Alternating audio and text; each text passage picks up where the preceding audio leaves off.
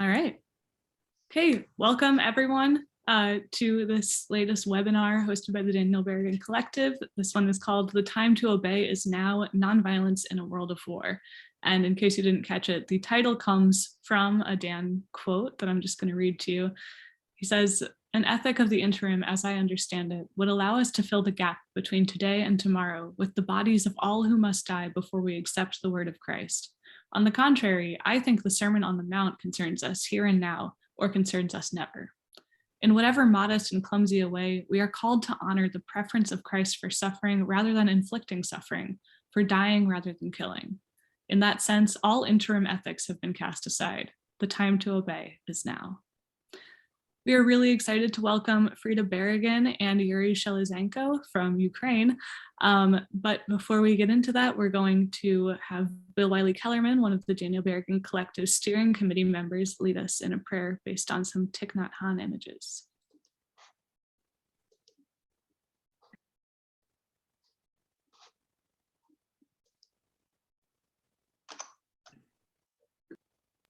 Bill, we can't hear you.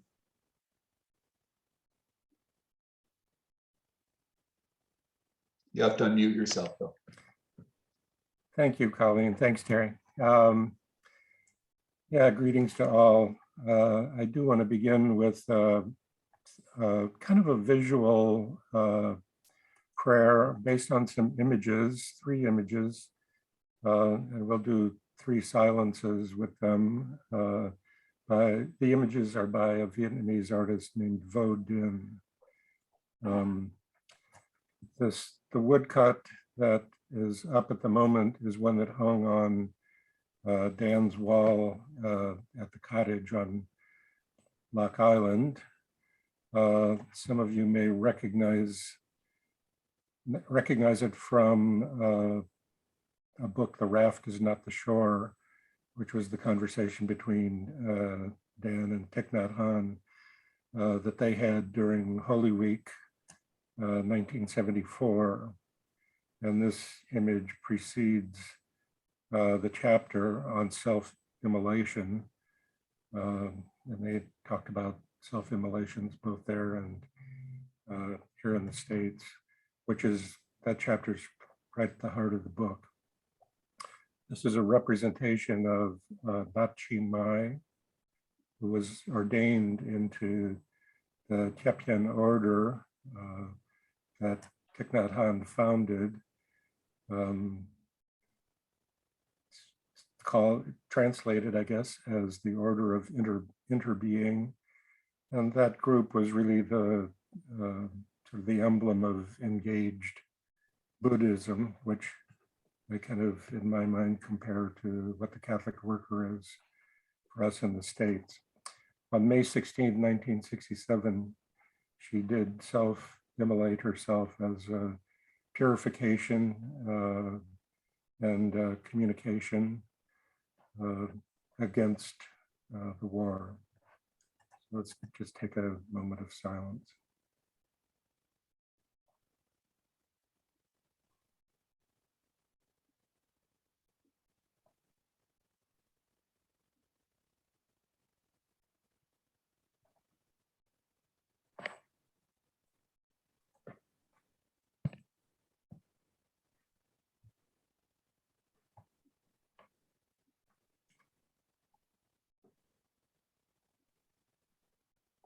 The second image is a pen and ink drawing by Vo Dinh. This was an illustration in a book of poetry by Nhat Hanh called The Cry of Vietnam, which was published in 1968. The order had spearheaded a campaign throughout Vietnam where they said, "War is the enemy." And the slogan of the campaign was, "Don't shoot your own brother." And this pen and ink drawing is entitled Brothers.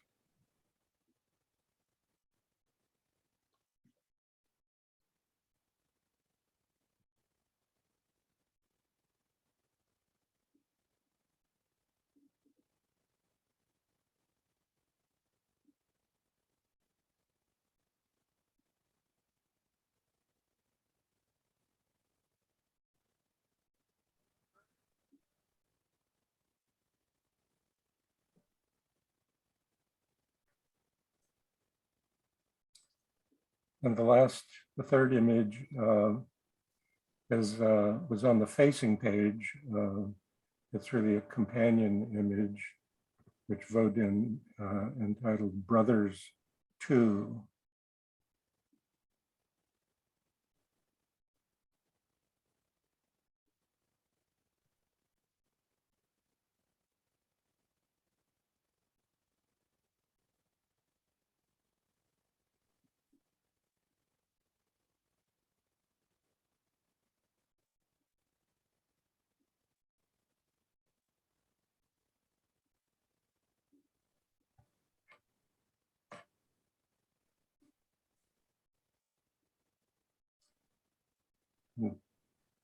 I would just note that in the first image, the two who are one have not recognized yet that they are brothers.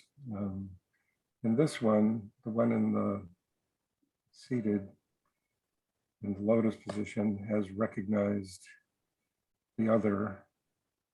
The one inside the tank has not yet recognized her or him as sister or brother.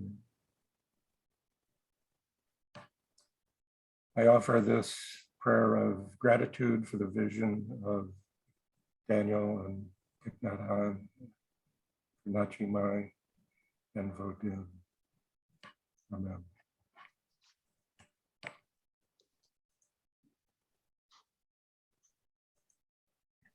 Thank you, Bill. That was really powerful.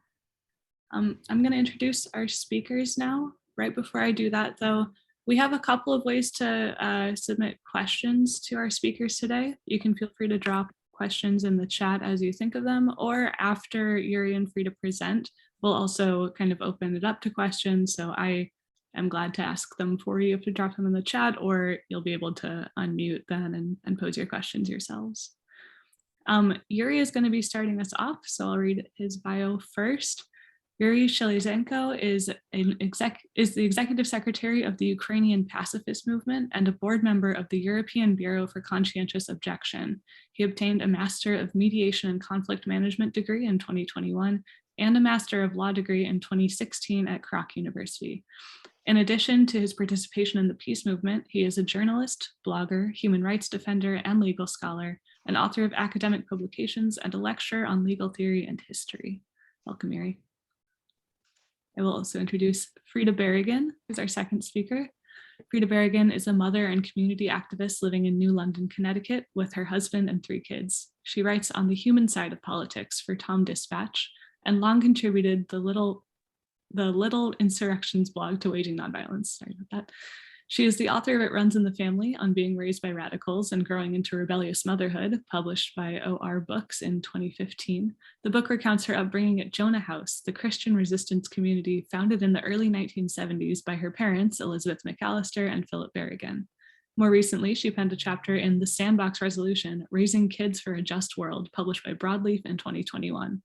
In New London, Frida grows vegetables, raises chickens, works with a community land trust on affordable housing, and pickets at nuclear submarine maker General Dynamics. Welcome, Frida. All right, so we're going to hear from Yurii first, and then Frida. Yurii, feel free to take it away. Thank you, Colin. Dear friends, I am grateful and humbled by your invitation to this webinar in the collective named after Daniel Berrigan, the brave soul, Christian pacifist and prisoner of conscience, example of principled opposition to violence and war in all forms, including conscription, nuclear arms, and war taxes. Thank you for this opportunity to speak on the important topic of nonviolence in the face of Russian attack, military mobilization in Ukraine, worldwide polarization and escalation.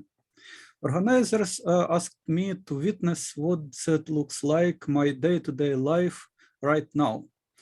I am still in Kiev, capital of Ukraine, and relatively safe since Russia troops retreated from Kiev. It was horrible a month ago. Air raids, sirens, alarm several times a day, distant explosions, all the land shakes. My home is shaking, was shaking. Thanks to God, it is over.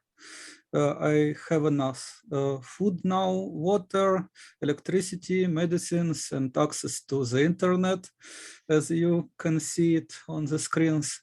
But I can't go abroad or travel within Ukraine because of aggressive military mobilization campaign under martial law and widespread animosity towards pacifism. What I am doing is mostly thinking, writing, educating, researching, reporting, protesting online. Sometimes others participate, official correspondence, and so on. It is so inspiring fact that there are a lot of anti-war rallies around the world today. You can find some of them at the website worldbeyondwar.org. And also a lot of initiatives to help civilians in Ukraine to survive the war. And indeed, humanitarian aid should be the first priority. Further military aid and weapons supply would rather escalate the war and discourage combatants from peace talks. People are protesting against war, both on the streets and online in the world. On April, from 10th to 13th, there will be peace marches in Italy. From April 13 to May 12, many actions related to global days of action on military spending are planned, including actions against the militarization of the European Union.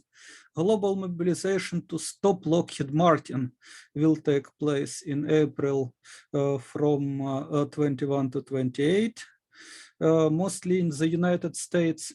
Nuke-Free Europe network will meet on 7th May in Brussels on a hybrid meeting.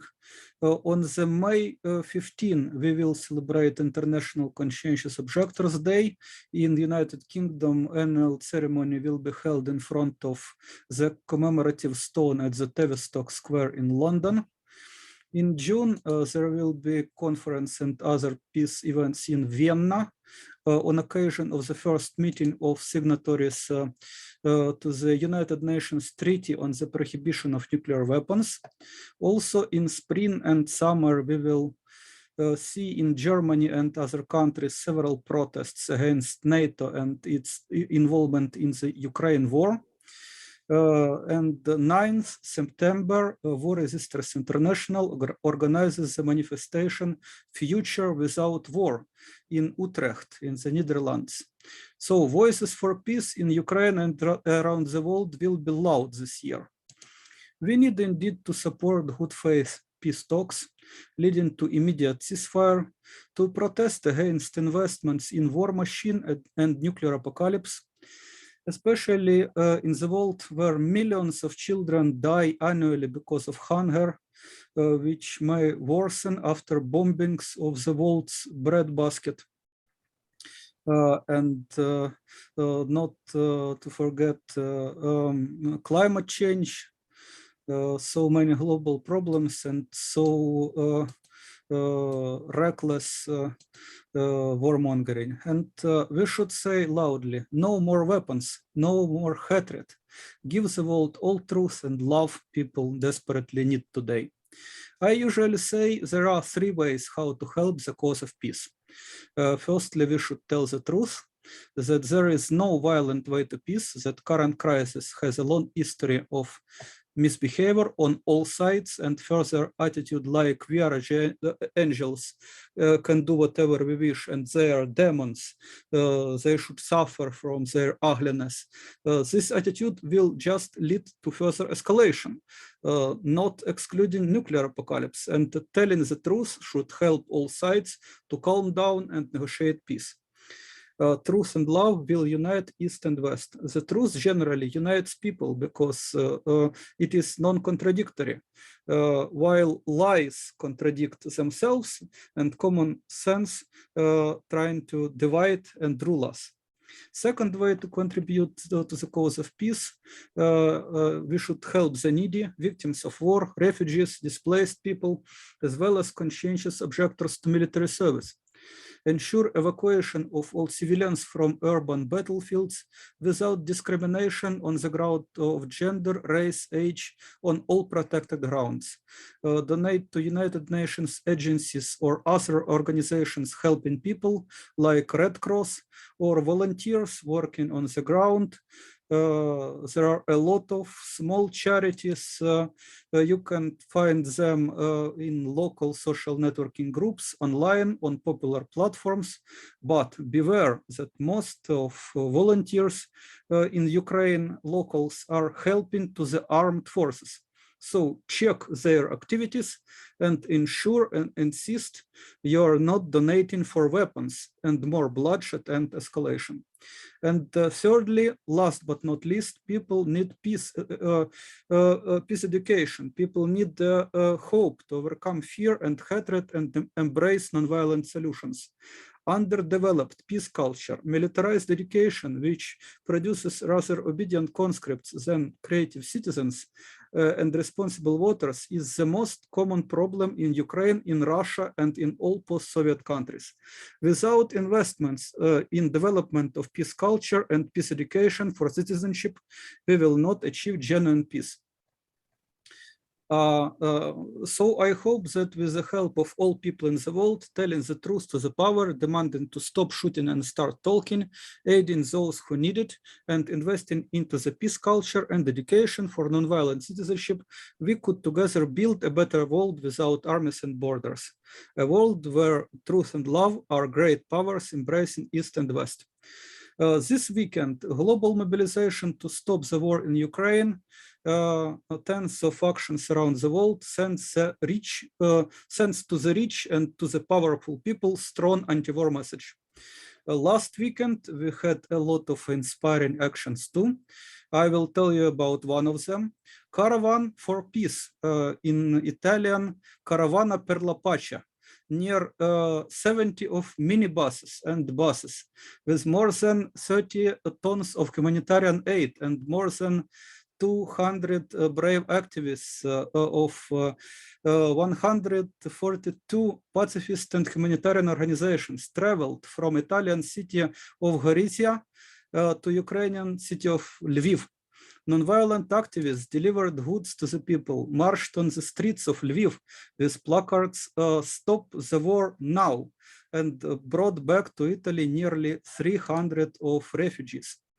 One of volunteers of the Caravan for Peace that delivered humanitarian aid to Lviv was Volodymyr, a 58-year-old Italian Ukrainian citizen who lives in Italy for more than 30 years. He has a wife and 2 kids in Veneto. Border guard didn't allow him to leave Ukraine, considering him a deserter. It is because of an aggressive military mobilization campaign. I already mentioned it, talking why I can't leave Ukraine. Because of aggressive military mobilization campaign under martial law in Ukraine, targeting almost all men in age from 18 to 60, with no exceptions to pacifists. Ukrainian pacifist movement wrote a letter to support him, received answer from the representative of the Commissioner for Human Rights of the Verkhovna Rada of Ukraine, this is our parliament. In response, it was said he needs to confirm permanent residence abroad. Italian embassy in Ukraine and Ukrainian embassy in Italy collaborated to provide necessary documents to help him to return to wife and his 2 kids in Veneto. One of participants of the Caravan of Peace, one of those who marched at the streets of Lviv with placards "Stop the war now," wrote me, I quote, "I felt a kind of coldness by local people towards our peace initiative. No Ukrainian joined our march, and generally speaking, I felt a sort of bewilderment around us," end of quote.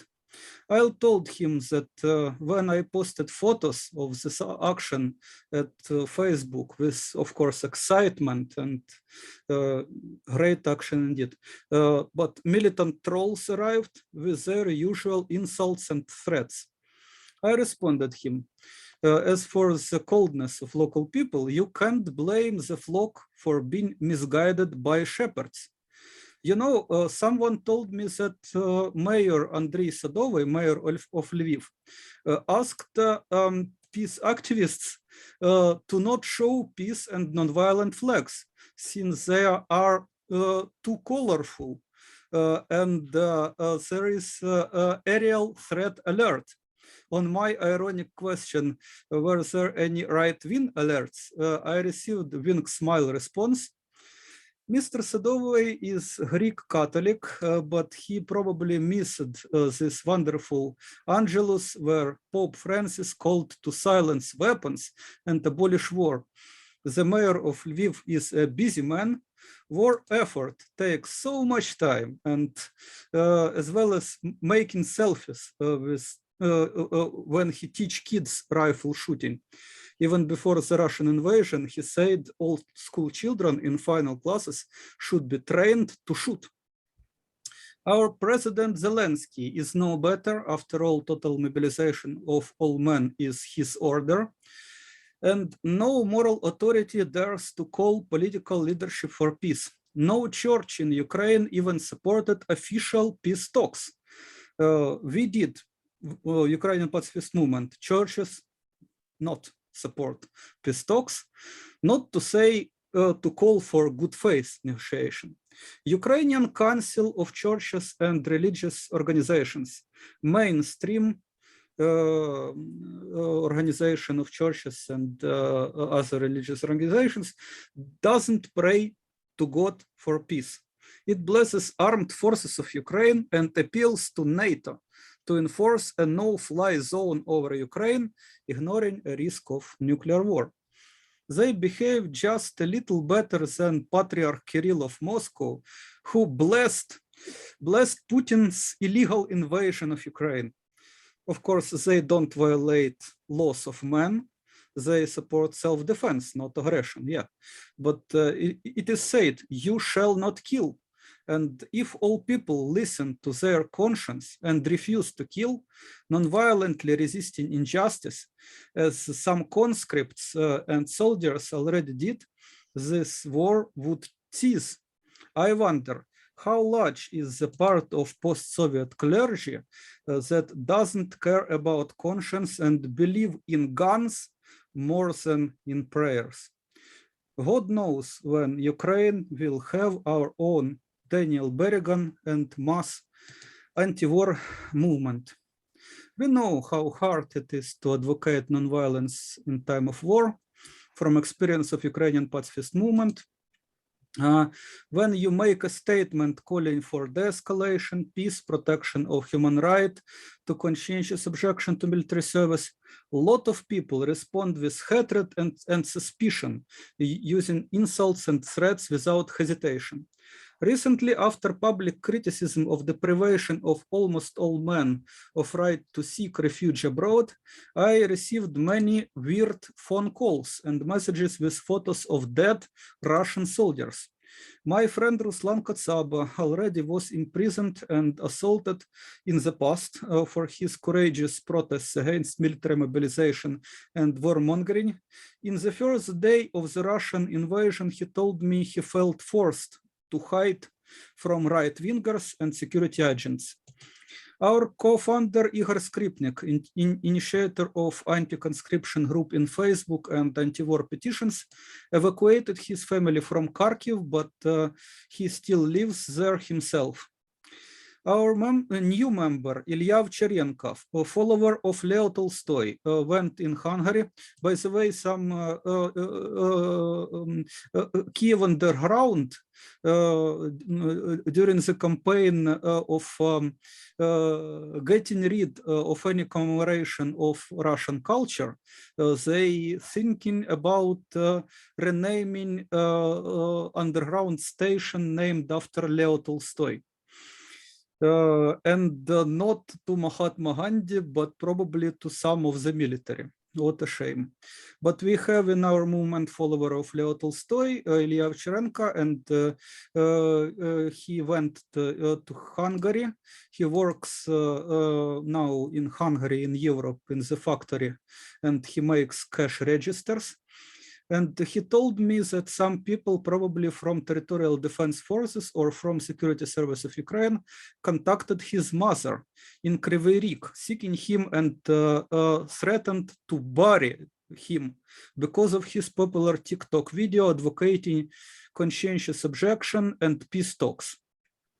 He made a careless statement about the necessity of territorial concessions to avoid mass death. I explained to him how to develop this idea more wisely, because of course any territorial question should be postponed. Referred to example of Hong Kong and so on, but because of one careless suggestion to save lives on the cost of territory, security service started to interested our new member. We are a small group, but some peace activities have resonance, and we working to make society resonate, to realign from culture of violence to culture of peace. Demilitarization and commitment to nonviolence is the most needed motto in contemporary time. I feel it would be proper to quote Pope Francis. "Wars are always unjust," he said in conversation with Patriarch of Moscow Kirill. "Our hearts cannot help but cry in front of the children, the women killed, all the victims of war. War is never the way. There was a time when in our churches, when people spoke of a holy war or a just war. Today, we cannot speak in this manner. A war is always the defeat of humanity, always. We, the educated who work in education, are defeated by this war because it is elsewhere. We are responsible. There is no such thing as just war. They do not exist." End of quote. So truthful saying of Pope Francis. And he said also at his weekly Angelus address, quote, "War should not be something that it is inevitable. We should not accustom ourselves to war. Before the danger of self-destruction, may humanity understand that the moment has come to abolish war, to erase it from human history before it erases human history." End of quote. I can stop quoting these wise words of Holy Father, full of hope and long-term vision. And I am sure many people throughout the world hearing these words thought it is like my conscience spoke from above. He said exactly what I feel. Thanks to God, someone have courage to say it. But are political leaders hearing their conscience and voices of the people? That is the question. Unfortunately, military and political leaders think otherwise, and the media and society are vulnerable to warmongering. Instead of good faith negotiations, Peskov, press secretary to Putin, said that Russia will achieve its goals either by negotiations or by military force. And Podolyak, counselor to President Zelensky, one of top negotiators of Ukraine, Podolyak said, the next round of peace talks is postponed until armed forces of Ukraine will seize more comfortable position for negotiators.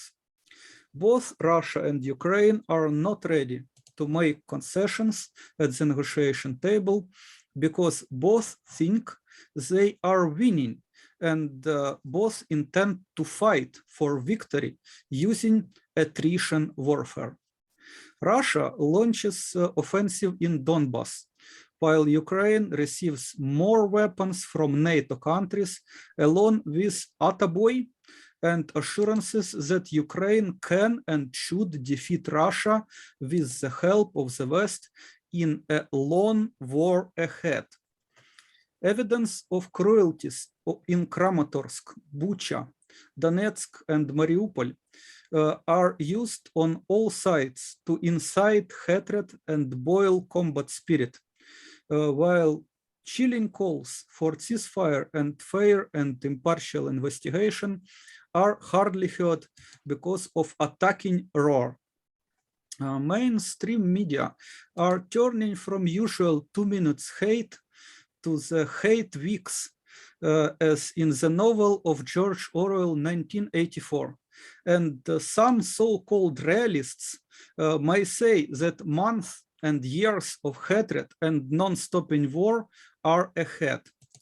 Global politics of militarization and great power struggle more and more resembles formula war is peace in Orwellian world of dystopia. Think about it. We have 3 great powers, United States, Russia, and China. The first claims global domination and last 2 are in alliance against it. Their relations are described by the formula war is peace, which means that no great power dares to attack others directly.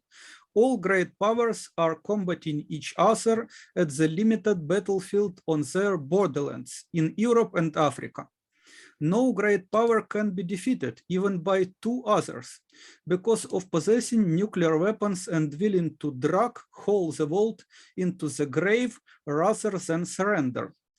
And the main purpose of this war is not conquest for new territories and resources, not liberation and not progress, as propaganda of war suggests. Main purpose of the war is to preserve archaic hierarchies of power and wealth, to hold people in ignorance and poverty, so ruling class can easily manipulate the people by methods very similar in all 3 empires, despite cultural differences. It is not some sort of secret conspiracy, no.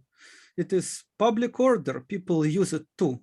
It is the reality about which so-called realists talk so much.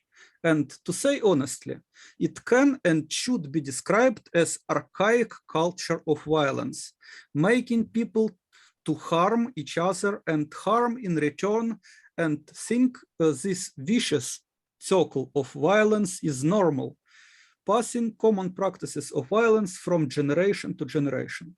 However, the reality of war and violence is not the only and exclusive reality. What so-called realists don't see in their simple dystopian world is peaceful life in all diversity of cultures. When we refuse to kill, when we are protesting against war, militarism and war profiteering, we challenge these precious dystopias. And it is not just about peace movement. Peace culture is wider. Most people, most of time, in most of places, are managing to live without violence, despite it is not enough reported in the media and loosely documented in history books, even when people show admirable heroism like changing life for better for many people instead of just enjoying life on their own. For me, the best form of realism is making real best dreams of people together. This kind of realism already made reality less violent. Peace talks continue in parallel to warfare. This was unthinkable a century ago. Activists and experts on all sides are exposing lies of propaganda, helping to heal the wounds of war and call for peace instead of turning into cannon fodder. United Nations and international courts give hope for justice, absent in the past when people had no remedies than force of weapons. Numerous peace movements in global civil society unites whole the world and denounces all delusions of violent and militarized global governance, like the unipolar imperialist kingdom of Antichrist and Orwellian dystopia of autarkic multipolarity. We transform our archaic cultures of violence into progressive cultures of peace, making economy more about cooperation than competition, making democracy more about deciding together than taking sides, and making tradition more about trying to do better next time than repeating tragic mistakes. And make no mistake, it is not enough if Volodymyr Zelensky and Vladimir Putin just shake hands in their and their media stop probably portray each other as the puppet and the butcher. Without Joe Biden and Xi Jinping at negotiation table, this will hardly change the world, and unchanged world will generate another crisis. We need good faith negotiations, immediate ceasefire, retreat of Russian troops from Ukraine and retreat of NATO from Eastern Europe. But I doubt even that is possible in current global power structure without hard work on rethinking and transforming widespread knowledge of the world and incentives for human behavior. The escalation in Ukraine is #1 priority, but it is only a first step towards sustainable peace, because whole world needs de-escalation, demilitarization, and peace building. We need to strengthen the system of nonviolent global governance. We need to build the world where nobody tries to win and everybody knows how you can and should achieve win-win. We need major shift from culture of war and violence towards culture of peace and non-violence. To that end, we should work hard in all spheres of life and educate the next generation to continue our work. Organizer of this wonderful webinar asked me, has the Russian invasion challenged my pacifist stance at all? Answering to this question, to conclude, I refuse to share any hesitation and fears, because in this time, all of us should have courage to keep the best hopes you ever had in life and continue to live according to your hopes and help others to live according to their best hopes.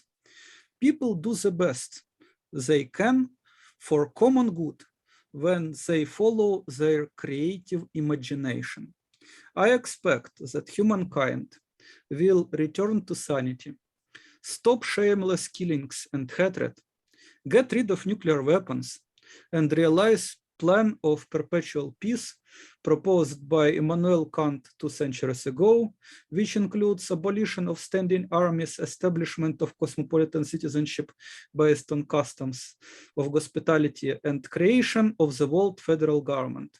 But maybe a part of Kant's peaceful plan, of course, in the holy books of all religions, you can also find some understandable and well-known peace plans which should be complied. Nonviolent global governance will change the world for better. And once whole people of Earth will live on a better planet without armies and borders. Thank you so much, Yurii. Thank you for your message of hope and for your testimony. All right, now we will hear from Frida Berrigan about her approach to peace and also kind of widening our perspective to conflicts beyond the one that Yurii is discussing. So Frida.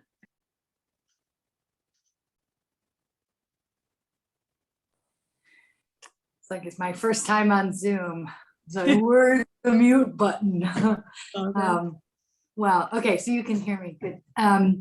Well, it's Yurii, what a tough act to follow, and thank you so much for your words and your witness, and the hope. I think I speak for all of us. Just the hope of knowing that pacifism and nonviolence sits right in the heart of one of the raging conflicts right now. Is just so well. It's just so inspiring and motivating, and kind of calls me certainly to a deeper seriousness and a deeper commitment to nonviolence. So thank you. I don't want to take too much time because I got to get back to my Wordle, Terry. So. Colleen, feel free to interrupt me if I go on too long.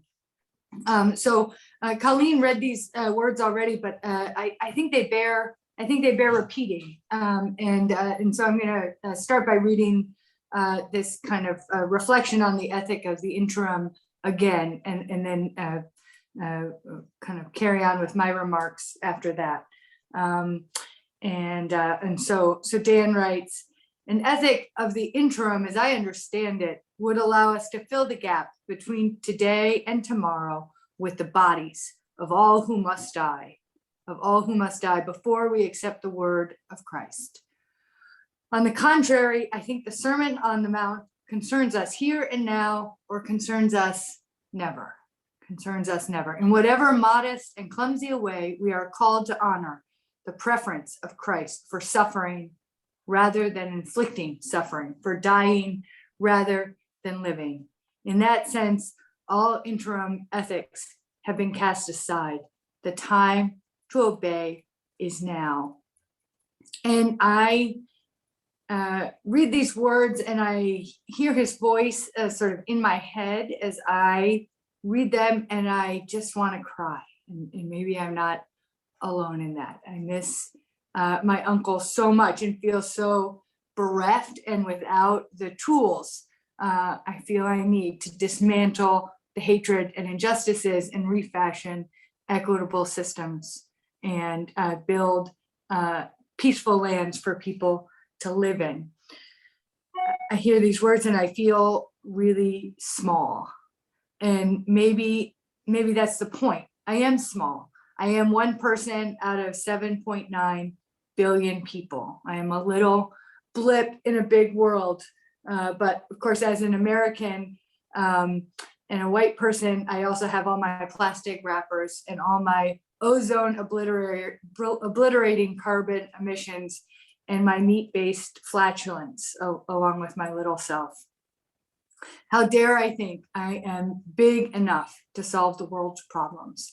Big enough to think that if I were president, I would have a different response to Russian aggression or to acts of terrorism or to the global recession.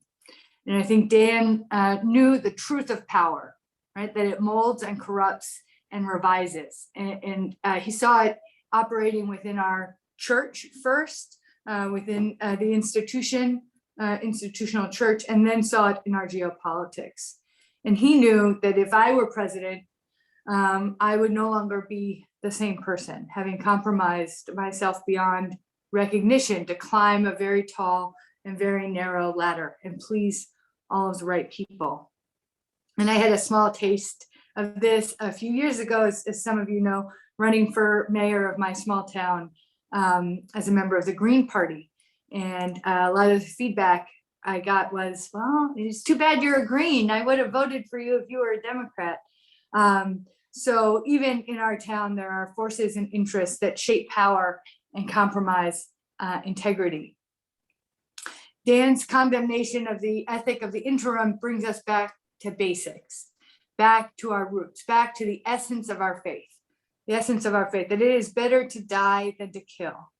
And it helps us scrape through the verbiage and the rhetoric that rationalizes war. One of the hardest parts of being on Zoom, of course, is that I can't actually look you in the eyes. Like it just doesn't work. But I keep thinking that I can, and so then I lose my place in what I'm writing. Really good Zoom people put their words right on the same screen and kind of look like they have eye contact because they're going through their screen. And for whatever reason, I'm not good enough to do that yet. But so anyway, sorry. Right, these words, this call helps us to hold on when so much of what is known as the left in the United States is either passive, right? Oh, war, the bad, so bad, but oh, what can I do? That's my passive. Or performative. So lots of Facebook and Instagram based solidarity, right? The frames around our photos and all of that, or partisan. Many of the demonstrations in my area here in Connecticut have been very pro-Ukrainian, very nationalist. In bigger cities, there's been a lot of pro-Russian rhetoric, adoption of the Russian rationale for special military operations around denazification, and on the way leftier than left, this embrace of full-on embrace of the Russian project. So all of this is so much sound and fury, signifying nothing. If these are the options, then perhaps we just need to do nothing. If it's the option between passiveness, performance, and partisanship, right? Perhaps part of practicing nonviolence in a world at war, for those of us who are Americans, United Statesers, most pointedly, perhaps for those of us who are white, is to just be, right? As Dan quipped, don't just do something, stand there. Stand there, be enough, have enough, be present, be a listener, be a witness, and do less with more, right? In the context of the war in Ukraine, minimally, that means not turning away, even when reading and watching and knowing minute by minute, as we can in this hyper-connected, data-saturated world of ours, even when that kind of being present can make us feel powerless and stressed out, not turning away, turning toward, and then doing the small things in our own communities and contexts that are everyday kindnesses, that knit new stitches in our human fabric.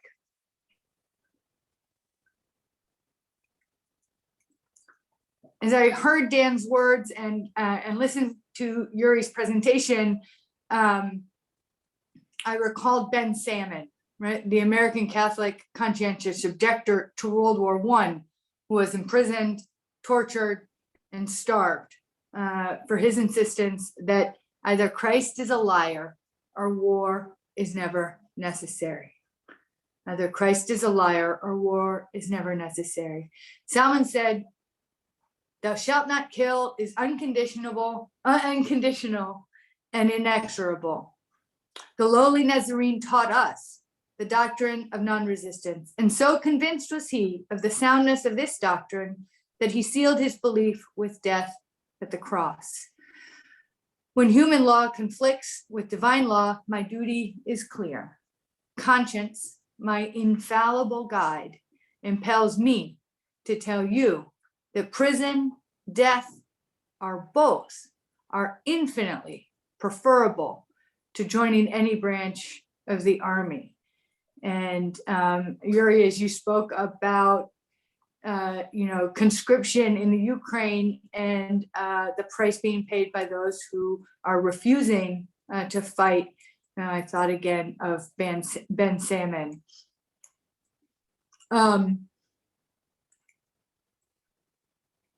I also keep thinking about how the practice of nonviolence is new. And Yurii talked about the need for peace education and for a culture of peace. And I think that is right on, right? That the practice of nonviolence is as new as human beings, right? which are pretty new, and is new again with every technological evolution that outpaces our human evolution, right? The pace of technology gets ahead of us all the time, and we need to continue to adapt. We are nonviolent toddlers. We are just beginning. We need a lot of practice. And so thanks in part to Felice and Jack Cohen-Japa and the cataloging of resistance that they are so adept at. I have a couple great practices to share with you, right? And maybe you all participated in some of these or know about them already, but I'll just kind of recount them now. So some of the practices of nonviolence, right?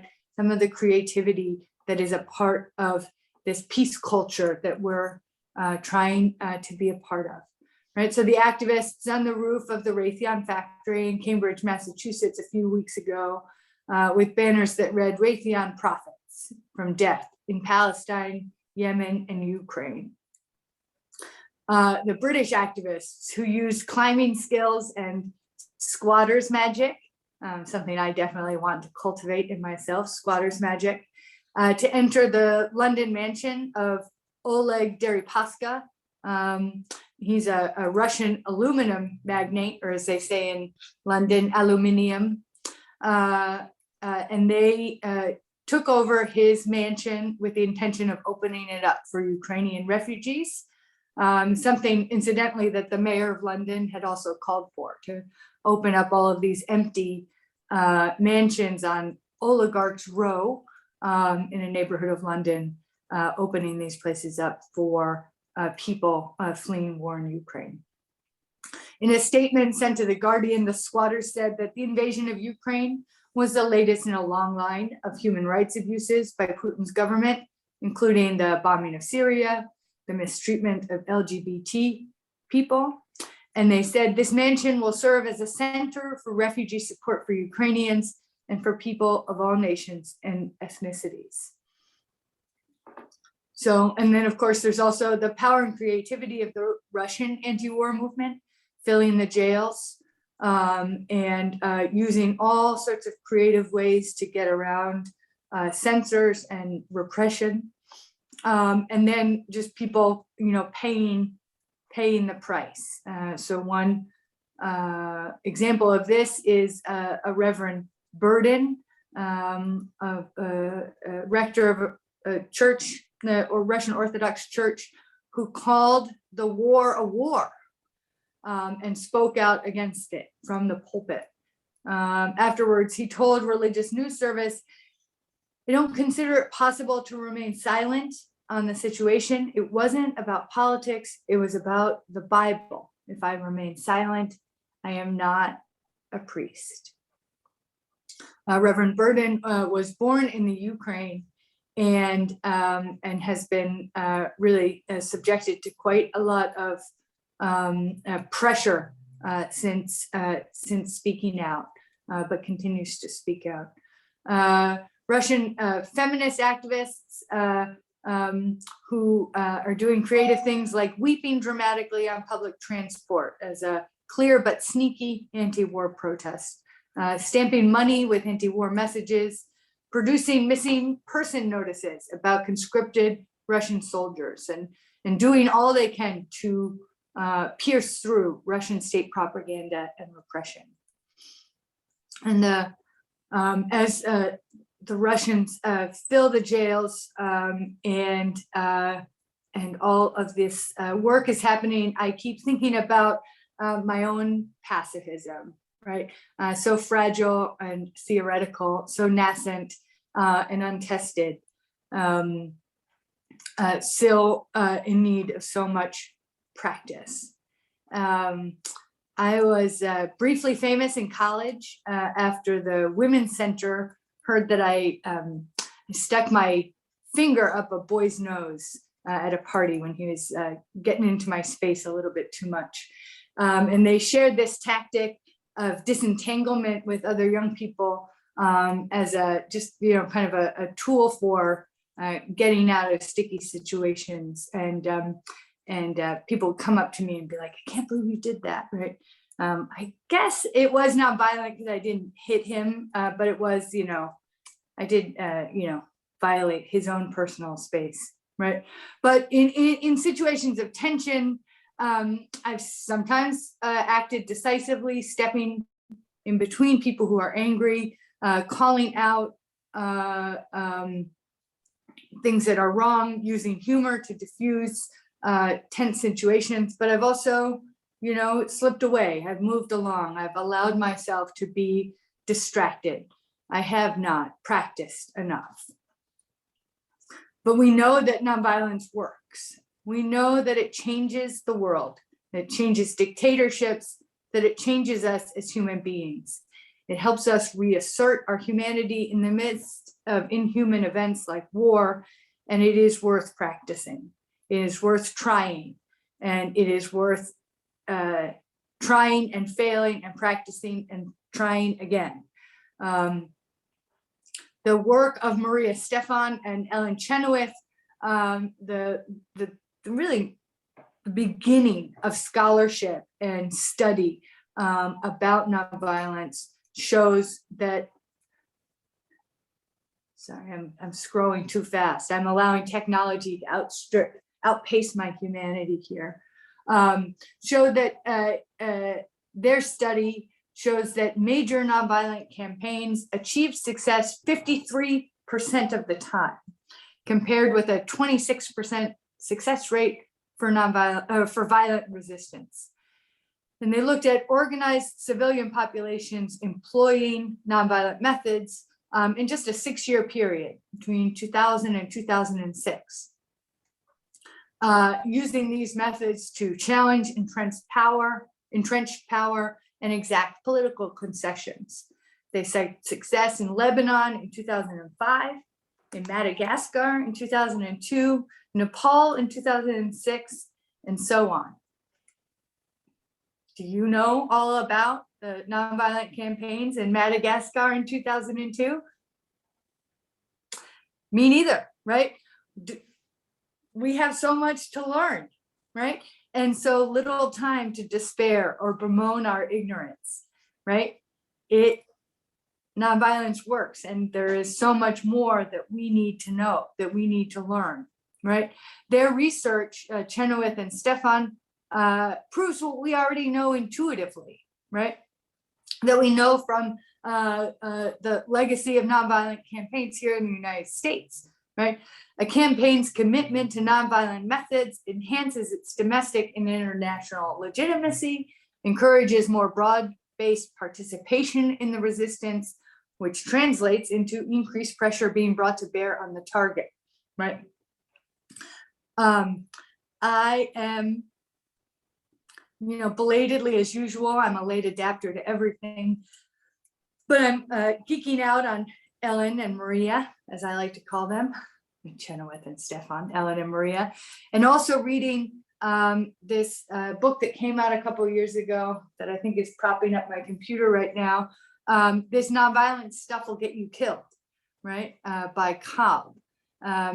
Some use this book, which highlights the difference between using weapons for self-defense and weapons for aggression, and also traces the limited and tactical embrace of nonviolence by many in the civil rights movement as a gotcha, right? This book is used as a gotcha to undermine the principles of nonviolence.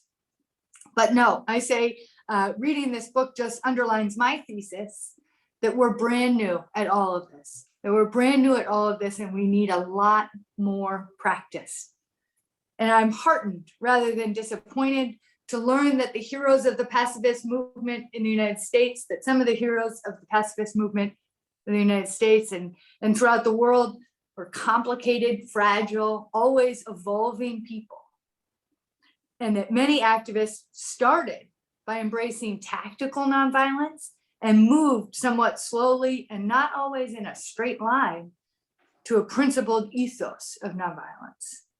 And this is good news. This is good news for all of us who, when we look at our own lives and our own practices of nonviolence, think about a college altercation that ended with a finger up a nose, right? That's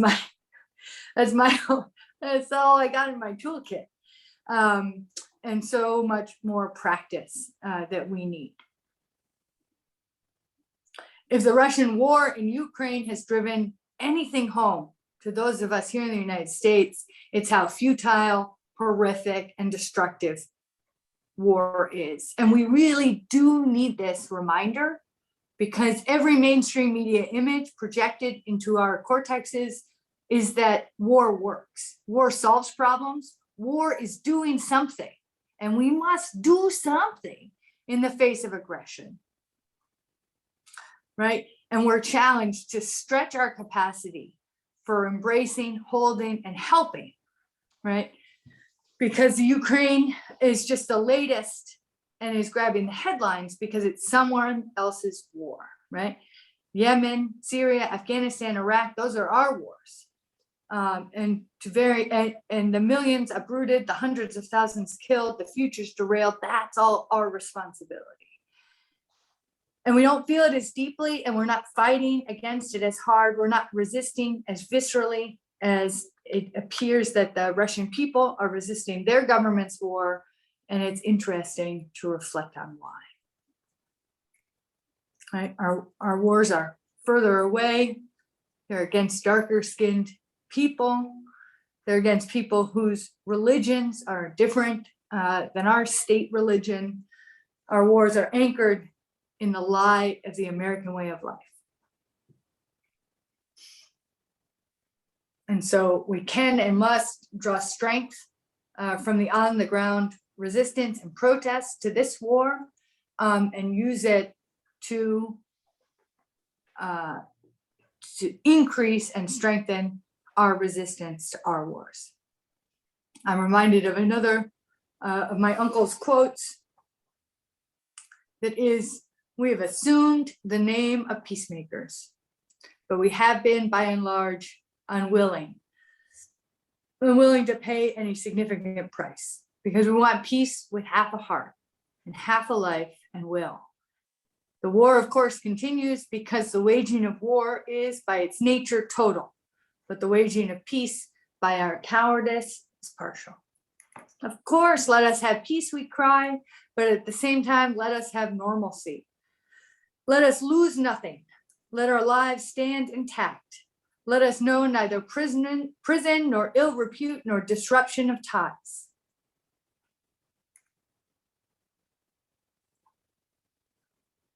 And it strikes me that the people going to prison for holding up "thou shalt not kill" signs in front of Russian churches are not acting with half a heart. Do I still have a couple of minutes, Colleen, or am I done? Yeah, we were probably going to wrap in like 10, but we can go on a little longer. Oh, the whole thing was going to wrap up in 10? I don't know if we declared an end time, but let's aim for 1:30 as our finish time. So you could talk a little bit more, and then we can do a few minutes of questions and answers. Oh no, then I'll stop there to give time for questions. I have like 7 more pages of talk. So oh my gosh. Well, if you want, you can send your talk. If you'd like, you can send your talk to us, and maybe Yurii could do the same, and we can post them on the website. I'll get in touch with y'all after this about that. But it was a great talk, the half that we heard. I'll just say one last thing. So we keep going, we keep trying, we keep practicing in our modest and clumsy ways. We keep obeying the Sermon on the Mount. So thank you. Thank you for that call to action. It looks like Judy has posted the link to the Chenoweth research, which I was just on a Zoom panel with some other young activists, and they were all very inspired by this research as well. So go check that out if you haven't. There are a few questions that have popped up in the chat, and so I want to pose those to y'all, and then we can open it up for people to turn on their cameras and their mics and ask things. The first thing I wanted to ask was, this is a question from Rose Therese Nolta.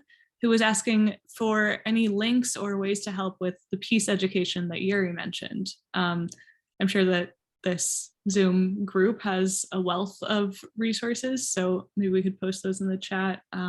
But yeah, Yurii, if any come to mind specifically about peace education, or someone else asked about how to find up-to-date news of people refusing to do military service or deserting in Ukraine, maybe you could speak to that as well. Okay, starting from information about conscientious objection to military service. European Bureau for Conscientious Objection, in which I serve as board member, and I participated in working group on preparation for a report, is annually publish a report on conscientious objection to military service in Europe. You can find it at our website, epcobeok.org. And I will put a link on this website to chat, and also on the latest report. So current problems with violations of human right to conscientious objection, as well as current situation about legislation, about statistics of people who were sentenced by courts for crimes related to avoidance of compulsory military service. All of this you can find in this report, as well as numbers of people who are conducting alternative civilian service. Unfortunately, it is a problem because in Ukraine, only people belonging to 10 particular religious confessions listed in the governmental decree, and it is marginal confessions, are allowed for legal recognition of conscientious objection to military service. It is like Jehovah's Witnesses, some charismatic churches, some Protestant churches, but according to sociology, all these churches entitled to legal recognition of conscientious objection to military service in Ukraine, their popularity is near 1.3%. And total number of people who are not trust the army, and with this attitude, people will, of course, probably will unwilling to fight in the army. This number is 15%. So it seems that current prohibitive legislation allows to conduct civilian service instead of military service only to 1 of 10 people who are not inclined for military service, and very lot of numbers of people who are avoiding military service. There is some ways to it. Many people use some deferrals, like for family reasons, for educational reasons, and so on. Some people go abroad. Some people resorting to bribery, and it is usual way for wealthy people. And last time it was a lot of efforts to stop the bribery. But by the way, it is also a bribery problem in access to alternative civilian service.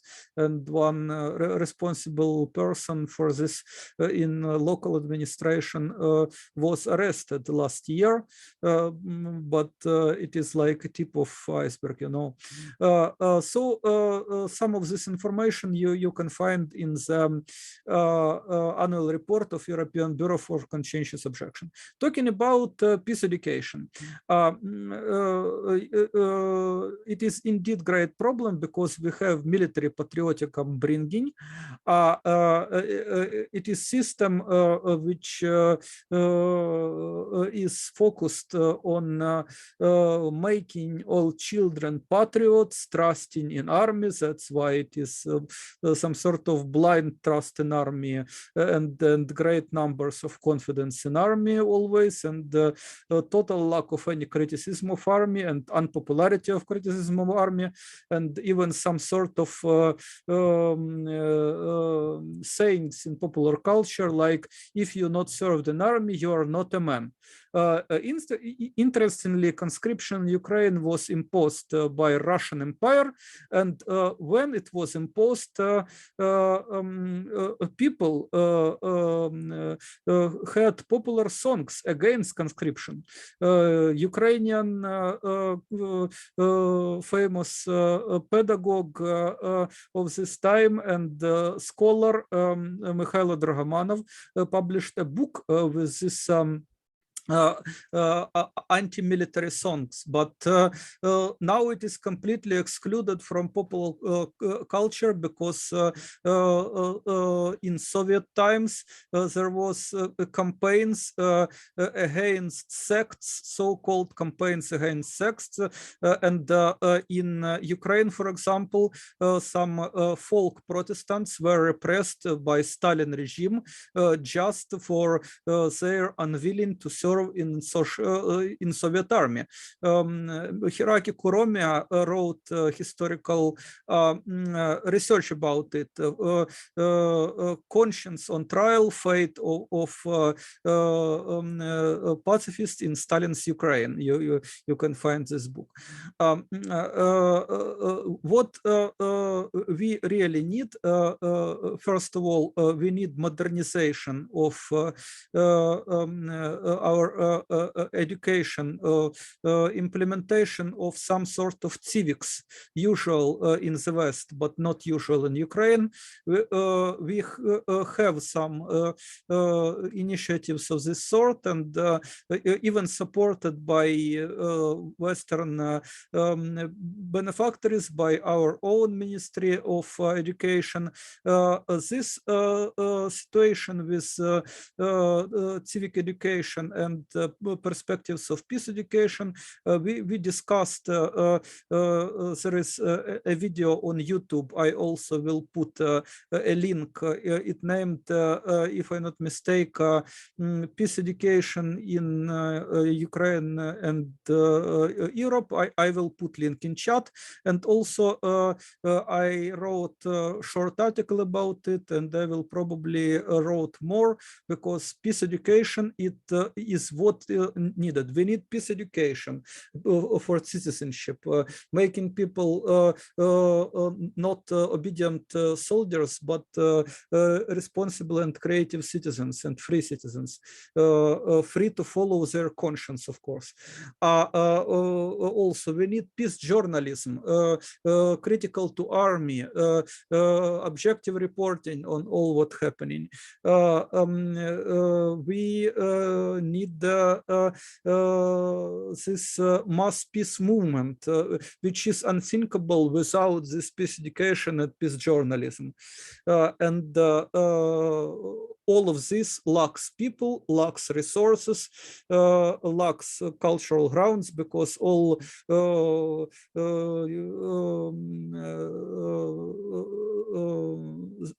these movements in the past were repressed by totalitarian governments, and new movements were distorted into the field of nation building and redirected in the field of this nationalist militarism. A lot of work ahead to build genuine and mass peace culture in Ukraine.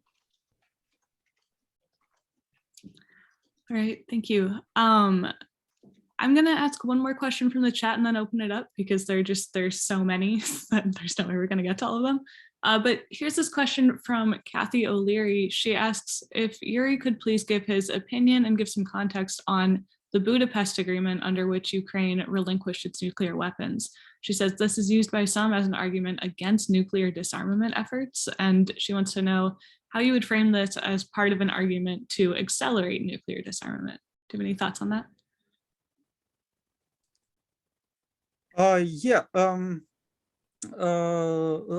Talking about this situation with nuclear weapons in Europe, American nuclear weapons, well, it is a fact that corporations profit from war and warmongering, including fears of nuclear war, because when, for example, some aggressive actions on the West are starting, Russia immediately alert nuclear forces, and result is more fear, and result is orders contracting on nuclear rearmament, on arms race, and of course some corporations such as Boeing, such as Lockheed Martin are profiting from it. They make rockets, they are contractors in this field, and also corporations profit from weapons supply to Ukraine and to Europe. To Ukraine for this combating Russian troops, and to Europe for supporting more alertness, more military spending, and it is huge profits. For example, French company Thales SA, I hope I pronounce this brand correctly. They make these weapons to destroy tanks, and they supply it to Ukraine for public money of Western people, and their stocks on stock market rose near 40%, near 40. Not 14. 14, it is Lockheed Martin, and they also profit. Their stock rose for this month of Russian offensive. Thales 40%, Lockheed Martin 14%. Raytheon, American Defense Secretary Lloyd Austin was on board of Raytheon, and of course Raytheon is one of the key military contractors. And thank you, Frida, you already mentioned this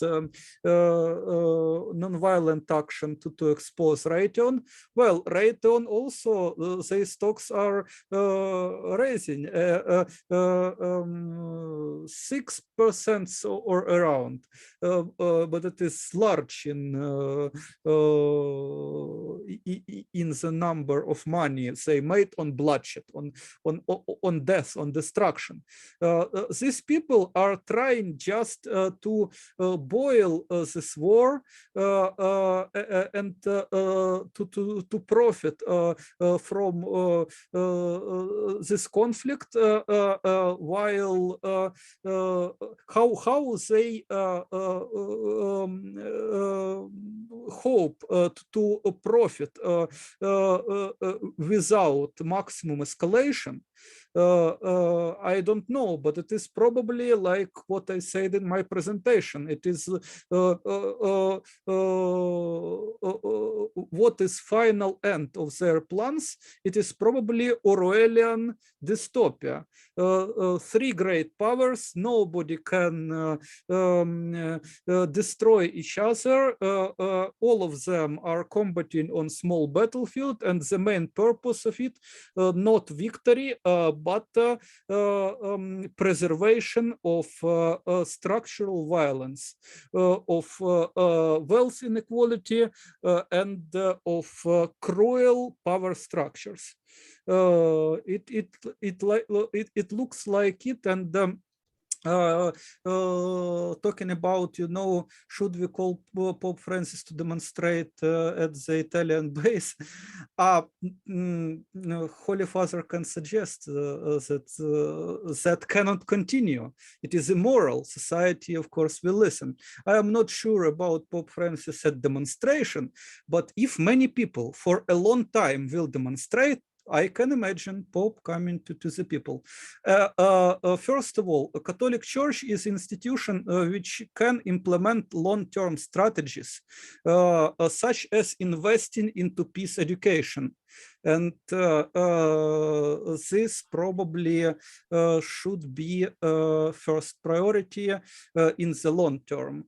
As for immediate reaction, it is humanitarian aid, it is call to peace, it is mediation, and so on. Cool, you touched on some of the other questions that had been raised in the chat too. So now I'm gonna open it up to everybody. If you have a question for Frida or for Yurii, feel free to just unmute and go ahead and ask, and we'll probably wrap up in about 7 minutes.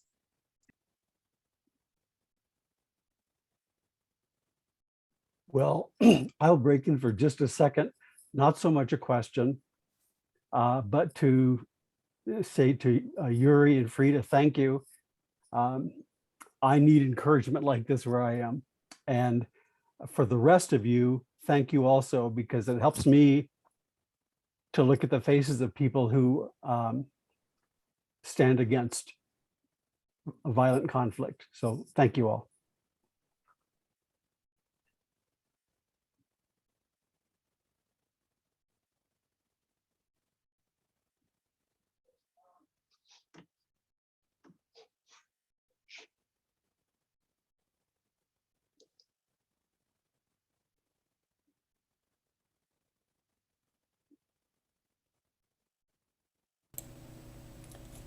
Can I ask a question from London?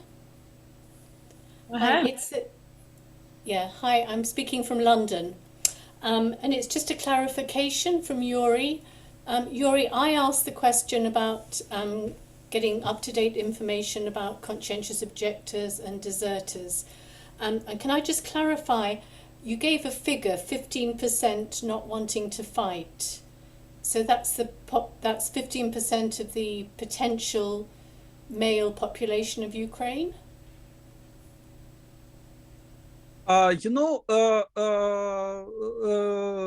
This 15% is people who don't trust an army.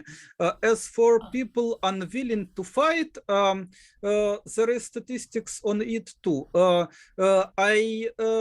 can't say numbers from memory, but I will find now the statistics and put in chat. This poll was organized before Russian invasion by Kiev Institute of Sociology. And by the way, this poll shows that near 30% of people are willing to fight with arms.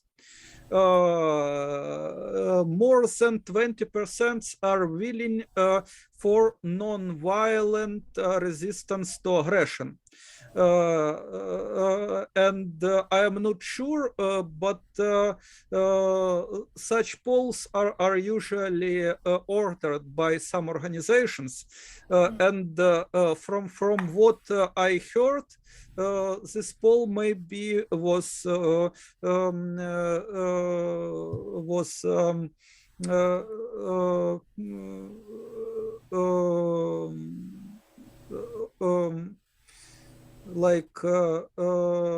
financed by some non-violence NGO. But we have, there is a problem. It is great problem of weaponization of non-violence. As you said, talking about this book of Chenovet et al., non-violence is effective, and because of that, the military use it, misuse it, manipulate people. So important part of a culture of peace and peace education should be safeguards for people to not be allowed to manipulate them, because in this conflict between Russia and Ukraine, both sides are misused nonviolent technology. Remember, Putin said in 2014 that civilians, mothers and children will come before Russian military. He basically told about some sort of quasi non-violent action using people as human shield, because some people are ready. And of course, if people participate in this hybrid warfare, in weaponization of nonviolence, it is lack of culture of peace. It is very, very primitive culture of peace, because any culture have elements of culture of peace. And most of people are drifting between understanding that violence is bad and thinking about violence as necessary evil. Consistent pacifists are gathering and practicing knowledge of nonviolent way of life. And this consistency is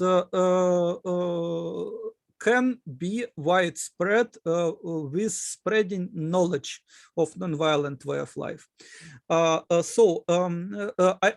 I already put into chat what I mentioned, links on article Peace Education for Citizenship, a Perspective for Eastern Europe. I put into chat a link on YEPCO report on conscientious objection to military service in Europe, and on the video Peace Education for Citizenship in Ukraine and Europe. In this video, in European Network for Citizenship Education, in working group on citizenship education in formal education, I initiated a discussion about peace education focusing in Ukraine. By the way, unfortunately, a lot of people who are not proponents of nonviolence are in this network. And you know, we had hard conversation with start of this invasion, because some people from Russia went there and said, you should immediately exclude all Russian organizations. You should ban Russian language, because we are all guilty.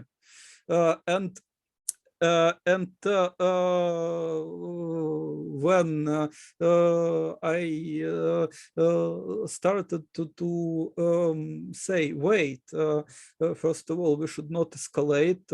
Also, our members are not pro-war. Maybe if some of our members are proponents of war, maybe we will consider that they can't be in the network. But our network have in principles, in our statement of principles, that we are spreading knowledge for promoting peace, and why then we should allow this external conflict disrupt our own function. When I used a word conflict to describe what happened, some of leaders of network, by the way, positioning himself as a specialist on conflicts and media, started to shame me. How you can say conflict? It is war, not conflict. And of course, I said, but war is a maximum stage of escalation of conflict. Look into, for example, Glasgow's model. It is scientific approach. It is not allowing emotions to influence us and to provoke us for doing irrational things, but it is rationality, it is ethical approach, it is objectivity to describe things with scientific names. No, it is not conflict, it is war, and so on and so on. In his words, we did not need peace education, we need denazification of Russia. So we need to do Russia what Russia is trying to do to Ukraine. It is, of course, if it is problem among educators, even in more or less tolerant,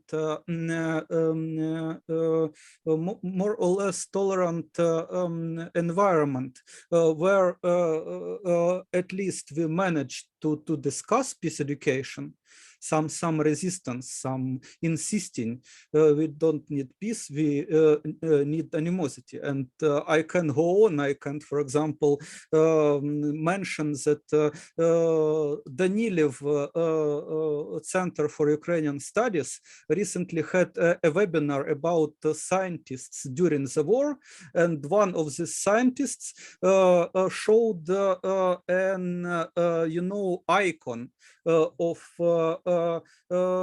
holy javelin, holy weapon. It is like Our Lady of gun. This attitude is widespread in Ukraine, and even people who supposedly know what is violence, who supposedly used it in the past or teach others how to resist non-violently to conflict, they are resisting to any de-escalation from Ukrainian side. They ready only to support someone with suspicion who de-escalating this on Russia side. So it is like bad approach to nonviolence instead of nonviolent way of life. Instead, not only resistant but nonviolent transformation, nonviolent progress. It is perceived like some weapon to use against enemy and to use in warfare. And what we need to develop peace culture is now not only to spread a message about some methods of nonviolent resistance, but also to develop practical knowledge of nonviolent way of life, and including, unfortunately, knowledge of how do not become weapon in someone's hand, All right, yeah, I think that is just about the time we have. I want to thank our speakers again, Frida Berrigan and Yurii Sheliazhenko. You can find some of Yuri's work through his Twitter is how I got to it. Maybe you can post a link to your website, Yurii, and Frida's books are available through all of our favorite book publishers. You can find her most recent book through Broadleaf, The Sandbox Revolution, not resolution. All right. Can I say, I also put in chat press release with the statistics to answer a question about readiness to resistance Russian armed intervention. So according to the statistics, armed resistance 33%, civil resistance actions 21% or even 22, near 22, go to a safer region 14%, go abroad 9%, and 18 people would not do anything. So it is probably people who are ready to live under Russians. And also, it was a poll organized by a rating group in which a lot of people, near 2/3 of respondents, supported peace talks between President Zelensky and President Putin. I will also put it into chat after a moment. Excuse me for interrupting, but I feel obliged to answer this question. So. Yeah, thanks. And folks, if you want to keep these links open for later, we're going to lose the chat when we close the session. So make sure that you open them now if you want to read them later on. Okay, one last thing, and I'm sorry, this is like, I feel awkward, but if you guys want to help us pay Yurii and Frida for giving these presentations, the Daniel Berrigan Collective now has a sort of crowdfunding platform. You can get to it just by going to berrigancollective.org and then clicking on the donate button. It's in the top right corner when you're looking at the screen. So please consider that. We really appreciate it. All right, and that is everything. Thank you so much for joining us. Have a great rest of your Saturday. Yurii, you're in our prayers, and everyone else, thank you so much for being interested and engaging in this. Appreciate it. Terry, I think we can stop recording now.